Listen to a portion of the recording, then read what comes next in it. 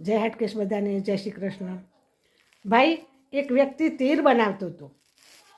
એ બેઠો બેઠો તીર બનાવતો હતો અને ત્યાં થઈને જોગાનું જોઈ કે એક રાજાની સવારી નીકળી. ત્યાં થઈને એક રાજાની સવારી નીકળી, પણ આ જે તીર બનાવવામાં એટલો બધો મગ્ન હતો કે જે સવારી નીકળી તે છતાં એને આમ પણ ન જોયું અને એ પોતાના કામમાં બહુ મશગુલ હતો. એમ એકાગ્રચિતથી તમે પણ એ તીર બનાવવાવાળાના જેમ એકાગ્રચિતથી એકાંતમાં બેસી અને ભક્તિ કરો. જરૂર આગળ પાછળનું કોઈ પણ વાતાવરણ તમને નડશે નહીં. જેવું કે જે તીર બનાવતો તેને પણ રાજાની સવારી જતી હતી, ત્યાં એને પણ જોવાનું મન થયું નહીં. એમ તમે પણ એકાગ્રચિતે બેસીને ધ્યાન કરો. નારાયણ ભગવાન તમને જરૂર મળે. નારાયણનું ધ્યાન ધરવું. આપણે રોજ નારાયણ ભગવાનનું ધ્યાન ધરવાનું.